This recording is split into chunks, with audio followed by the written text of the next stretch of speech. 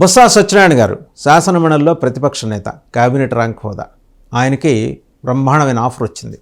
కని విని ఎరుగని రీతిలో ఒక అద్భుతమైన ఆఫర్. దసరాకి, దీపావళికి, క్రిస్మస్కి, ఉగాదికి ఆఫర్లు ఇస్తుంటారు కదా, సంక్రాంతికి. అలాంటి ఆఫర్ వచ్చింది. ఎక్కడి నుంచి వచ్చింది? జనసేన నుంచి. ఎలాంటి ఆఫరు? మీరు ఇవాళ ఎంజాయ్ చేస్తున్న పొజిషన్కి మించిన ఆఫరు జనసేనలో. మరి ఏ పదవి కట్టబెట్టబోతున్నారు ఆయనకి?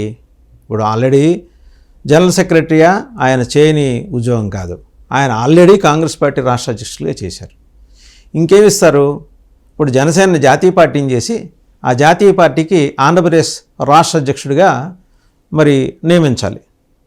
జనసేన జాతీయ పార్టీ అవ్వాలంటే దానికి మరి ఇంకా కొన్ని సౌకర్యాలు అదనంగా యాడ్ అవ్వాలి. సో అది కాసేపు పక్కన పెడదాం. మరి ఇంకేం ఆఫర్ ఇస్తారు? పిఏసీ చైర్మన్ ఇప్పుడు నెంబర్ 2గా నాదెళ్ల మనోహర్ ఉన్నారు, political affairs committee chairman. So ఆయన్ని కాదని ఆయన్ని మించిన ఆఫర్ ఇవ్వాలంటే కొంచెం కష్టమైన వ్యవహారమే కదా. అలాగని నాదెళ్ల మనోహర్ గారు ఏమన్నా బొత్స సత్యనారాయణ గారికి తెలీదా? ఎందుకు తెలీదు? ఆయన స్పీకర్గా చేశారు నాదెళ్ల మనోహర్ గారు ఉమ్మడి రాష్ట్రంలో. సో తెలుసు. ఆయన్ని కాదని అంతకు మించిన పొజిషన్ ఇస్తే నాదెళ్ల మనోహర్ గారు మనసు నొచ్చుకుంటుందేమో. ఎందుకంటే వేరే సామాజిక వర్గం ఆయన, కమ్మ సామాజిక వర్గం. ఇవాళ ఏ మాటకు ఆ మాట కాపుల పార్టీ అని ముద్రపడ్డ జనసేనలో నెంబర్ 2 పొజిషన్లో ఉన్నది కమ్మ సామాజిక వర్గానికి చెందిన నాదెళ్ల మనోహర్. పవన్ కళ్యాణ్ గారికి అత్యంత నమ్మకస్తుడు, విధేయుడు అండ్ గైడింగ్ ఫోర్స్, మార్గదర్శి ఒక రకంగా.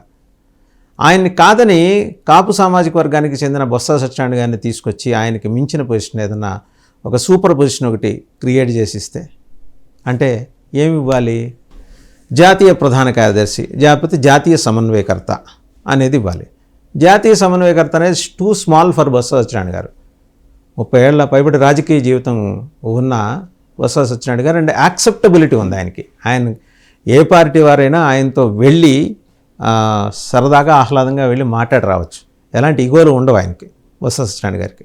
అందరినీ ఆప్యాయంగా పలకరిస్తారు. ఒకప్పుడు రోసే గారికి ఎలాంటి యాక్సెప్టబిలిటీ ఉండేదో మాజీ ముఖ్యమంత్రి కొణిజేటి రోసే గారికి, అలాంటి యాక్సెప్టబిలిటీ బొత్స సత్యనారాయణ గారికి ఉంది. అక్రాస్ ద పార్టీ లైన్స్ ఆయన అంటే అభిమానం ఉన్నవాళ్ళు చాలామంది ఉన్నారు. ఆయన ఎదురు పడితే మర్యాదగా పలకరించి అండ్ ఆయన కూడా అదే రీతిలో వారితో మాట్లాడతారు. అంతే హుందాగా మాట్లాడతారు, అంతే ఆప్యాయంగా మాట్లాడతారు. ఇప్పుడు అలాంటి వ్యక్తిని తీసుకొచ్చి బోల్డన్ని ఈగో సెంటర్స్ ఉన్న జనసేనలో ఎక్కడ అకామిడేట్ చేస్తారు? జనసేన మీద ఆ నింద అయితే ఉంది, ఈగో సెంటర్స్ ఉన్నాయని. నాదెళ్ల మనోహర్ ఒక ఈగో సెంటర్ అని ఆయన అంటే కెట్టనోళ్ళు అంటారు. పవన్ కళ్యాణ్ని చేరుకోవాలంటే ఈయన అడ్డుపడుతుంటారు, ఈయన పడనియ్యరు అని అంటుంటారు. రైట్, పడనియ్యరు. మరి అలాంటి చోట రేపు పొద్దున ఈయన తీసుకొచ్చి ఏ పొజిషన్లో కూర్చోబెడతారు? క్రమశిక్షణ సంఘం అంటే చాలా చిన్నది. మరి మళ్ళీ సైకిల్ మొదటికే వస్తుంది. జనసేనని జాతీయ పార్టీని చేసి రాష్ట్ర పార్టీ అధ్యక్షుడిగా బొత్స సత్యనారాయణ గారిని నియమించాలి. ఇంకా రెండో రీజన్ ఏంటి ఆయన పిలుస్తున్నారనే దానికి సంబంధించి చాలా స్పష్టమైన సమాచారం.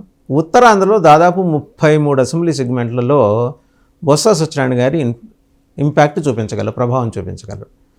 ఆ 33 అసెంబ్లీ సెగ్మెంట్లు కూడా అచ్చంగా బీసీ సెగ్మెంట్లు. అంటే బీసీలకు రిజర్వ్ అయినవి అని కాదు, బీసీలు ఎక్కువ శాతం ఉన్న 90% పైబడి ఉన్న సెగ్మెంట్లు. ఆ 33 సెగ్మెంట్లో కనుక పాగా వేస్తే అటు వైసీపీకి ఇటు టీడీపీకి కూడా చెక్ పెట్టడానికి అవకాశం ఉంటుంది జనసేనకి అని చెప్పేసి జనసేనాని commander in chief Pawan Kalyan గారి ఆలోచన. పైపెచ్చు బొత్స సత్యనారాయణ గారికి చిరంజీవి గారి ఫ్యామిలీతోటి మంచి సంబంధాలు ఉన్నాయి, మెగా సంబంధాలు ఉన్నాయి, మెగా ఫ్యామిలీతోటి మెగా సంబంధాలు ఉన్నాయి. చిరంజీవి గారు కూడా ఈ దిశగా మరి ఆలోచన చేయొచ్చు. తమ్ముడు పార్టీలో బొత్స సత్యనారాయణ గారు లాంటి సమర్థుడైన లీడరు, యాక్సెప్టబిలిటీ ఉన్న లీడరు. ఎందుకంటే జనసేనకి ఒక ఇబ్బంది ఉంది. జనసేనాన్ని కలుసుకోవాలంటే అపాయింట్మెంట్లు, జగన్మోహన్ రెడ్డి గారిని కలుసుకోవాలంటే ఎలాంటి అపాయింట్మెంట్లు, అలాంటి అపాయింట్మెంట్లే, కుదిరే పని కాదు. ఆయన్ని ఎవరైనా ఒకసారి కలిస్తే మళ్ళీ కలిసే సందర్భం 2 నెలలకో 3 నెలలకో వస్తుంది అనుకునే వాళ్ళకి నిరాశే. 6 నెలలు పట్టచ్చు, 9 నెలలు పట్టచ్చు, సంవత్సరాలు కూడా పట్టచ్చు పవన్ కళ్యాణ్.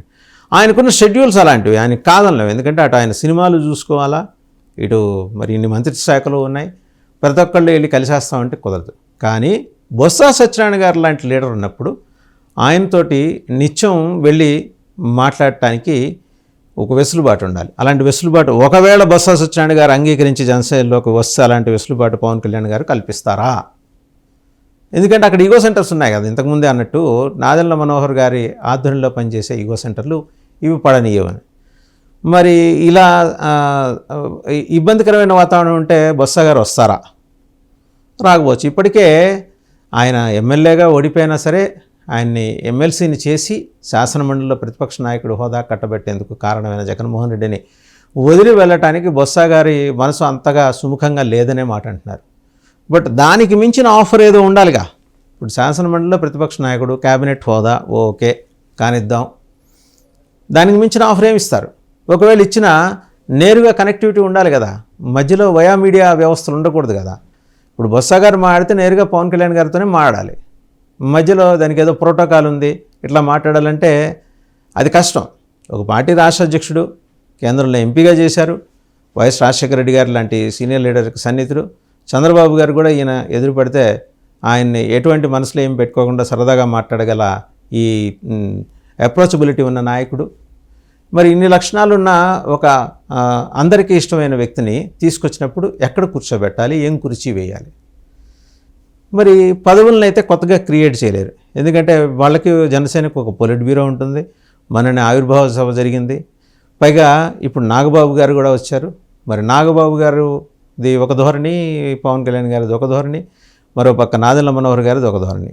ఇన్ని ధోరణులను సమన్వయం చేసుకుంటూ 35 ఏళ్ల రాజకీయ జీవితం తర్వాత మళ్ళీ ఎల్కేజీలో వెళ్ళి కూర్చున్నట్టుండదా జనసేనలోకి వెళ్తే బొత్స సత్యనారాయణ గారు అని ఆయన అభిమానులు అడుగుతున్నారట. అదే ఆయన ఆంతరంగికుల దగ్గర వాపోతున్నారట. సరే, మొత్తానికి ఏంటంటే ఆఫరు గొప్పదైతే వెళ్ళటంలో తప్పేం లేదు. పార్టీలు మారటం అనేది ఏం పెద్ద కష్టమైన వ్యవహారంగా వాళ్ళు చూడాల్సిన అవసరం ఏం లేదు.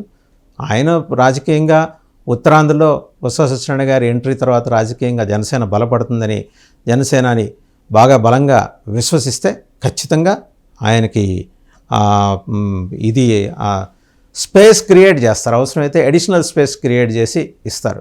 ఎందుకంటే రాబోయే రోజుల్లో 2029లో ఒకవేళ జనసేన సొంతంగా అంటే బీజేపీతో కలిసి గవర్నమెంట్ ఫామ్ చేస్తే, అంటే పవన్ కళ్యాణ్ గారి మాటల ప్రకారం ఇంకో 15 ఏళ్ళు అలాంటి ఆలోచన లేదు జనసేనకి. కానీ రేపు ఎలా ఉంటుందో చెప్పలేం కదా, ఎందుకంటే ఇప్పుడు ఏం మాట్లాడామనేదే ప్రధానం, కానీ రేపటి సంగతి రేపే మాట్లాడుకోవాలి. అలాంటి అవకాశం వస్తే బొత్స గారికి మరి ఏదైనా పెద్ద చక్రం తిప్పే బాధ్యతలు అప్పచెప్పే అవకాశం ఉంది ఆ క్యాబినెట్లో. అయితే ఇంకో ప్రశ్న ఏంటంటే, సహజంగానే టీడీపీ బీజేపీల భావజాలానికి దూరంగా ఉండే బొత్స సత్యనారాయణ గారు జనసేన నుంచి వచ్చే ఆఫర్ని అంగీకరిస్తారా? జనసేన బీజేపీతో ఎలానే ఉంది కాబట్టి టీడీపీతో జనసేన కంప్లీట్గా ఎలానే ఉంటుందనే భావన అయితే బొత్స సత్యనారాయణ గారికి లేదనేది ఆయన సన్నిహితులు చెప్తున్న మాట. సరే, టీడీపీ అంశం పక్కన పెడదాం. రేపు పొద్దున బీజేపీతో సేల్ అవ్వాలి కదా. బీజేపీ కూడా ఒక ఆల్టర్నేటివ్ లీడర్షిప్ ఆంధ్రప్రదేశ్లో ఎమర్జ్ అవ్వాలి, అది కూడా కాపు సామాజిక వర్గం నుంచి ఎమర్జ్ అవ్వాలని భావిస్తున్న తరుణంలో పవన్ కళ్యాణ్ గారి నేతృత్వంలోని జనసేన, అలాగే ఆ సారథ్యంలో ఇక్కడ బీజేపీ డబుల్ ఇంజన్ సర్కార్ ఏర్పాటు చేయడానికి ఉన్న అవకాశాలను బీజేపీ కూడా పరిశీలిస్తుంది, దానికి తగ్గ ఏర్పాట్లు చేసుకుంటుంది.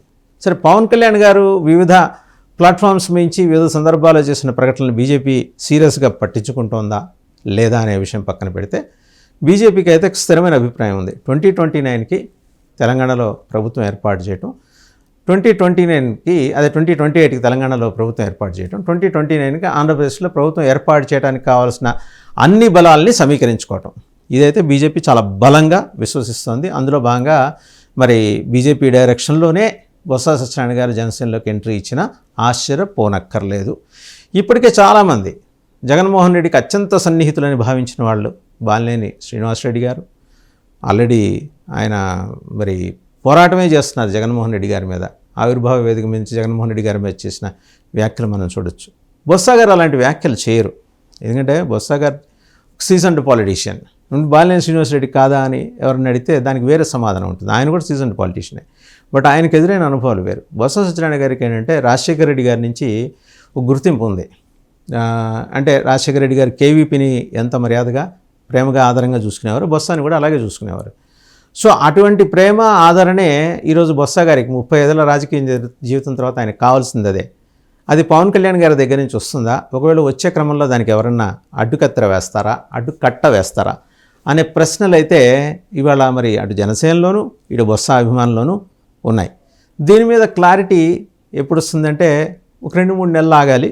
ఆర్ఎస్ఎస్ హెడ్ క్వార్టర్స్ దగ్గర నుంచి కొన్ని ఇన్పుట్స్ రావాల్సి ఉంటుందని చెప్పేసి జనసేన నాయకులు అంటున్నారు. ఆల్రెడీ వర్తమానం అయితే బొత్స సత్యనారాయణ గారికి అందింది.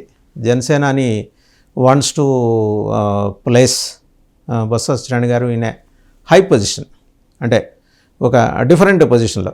అంటే ఎలాగంటే పదవి అనేది ఏమీ లేకపోయినా రాజశేఖర రెడ్డి గారు కేవీపీ గారికి ఎలాంటి ఏపీ రామచంద్రరావు గారికి ఎలాంటి పొజిషన్ ఇచ్చేవారో, తన ఒక ఆత్మీయమైన బంధం వారిద్దరి మధ్య ఉందో అలాంటి బాండేజ్తో కూడుకున్న ఒక సూపర్ న్యాచురల్ పవర్ మొత్తానికి ఉన్న ఎగ్జిస్టింగ్ జనసేన కాన్స్టిట్యూషన్లో లేని ఒక పవర్ సెంటర్ని తయారు చేసి దానికి బొత్స గారిని చీఫ్ని చేయాలనేది జనసేన భావన అనే ఆలోచన వస్తుంది. ఇదేమైనా సరే 2-3 నెలల తర్వాత దీని మీద క్లారిటీ వచ్చే అవకాశాలు ఉన్నాయి.